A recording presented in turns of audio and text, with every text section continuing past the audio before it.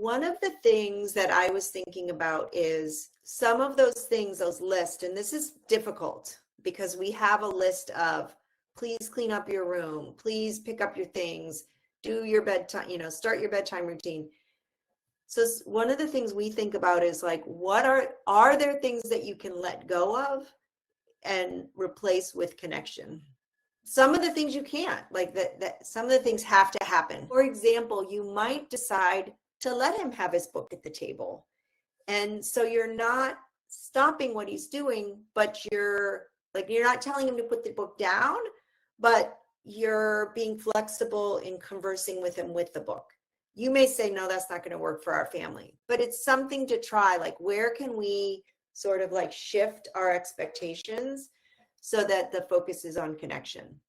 So you can expand on the things that you know already really work for your connection. So for a lot of kiddos, it is an evening time. My son, when he was a teenager, that was a thing that I knew he would love, is massages. He would like it if I would, rub his hands. So sometimes I would go sit down next to him while he was watching a movie. And instead of trying to get him to stop watching his show, I would sit next to him and I would pull his hand onto my lap and give him a hand massage and not say anything, not start any conversation, like not stop him from what he was doing, but meet him in a place where I knew built connection. And as you said, that's sometimes where he'll start to tell you what's on his mind. So finding the places where you already have connection and where you notice he likes that.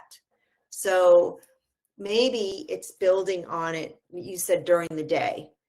So maybe if you notice like dinner time is a difficult time because he's going to be wanting to be on his book or whatever, pulling in some of those things that Ravi just said, like instead of bracing yourself or, here he comes to the table with his book, maybe, a few minutes before dinner starts, you go in his room and give him some raspberries on his neck and say, dinner's about ready. Instead of, calling from the other room, hey, dinner's ready. You move in, and how we talk about bringing limits, bringing them to the child versus just yelling and expecting them to know. You go into him and build some little connection in there.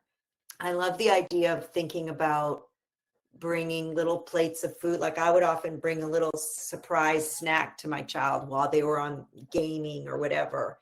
And what you're doing is you're sort of building in little nuggets, little appetizers of connection, so they feel that sense of, because I don't know about you, but I often feel like this urgency, get them off the device, get them off the thing where they're shutting me out. I gotta get them off that thing because they're shutting me out. But if we try to like move into that bubble instead of trying to like pop the bubble, I guess, I don't know if that's a good way of saying it, but like meeting them right in that bubble without trying to change it first. So that's some of the things I can think of like building connection where he's at before, like filling in that nutritional need of connection before trying to shift or set the limit or say, hey, we've got to, get to your bedtime or, have you clean up your room or whatever. Like it's not the whole answer, but it's a start based on the question that I saw from you.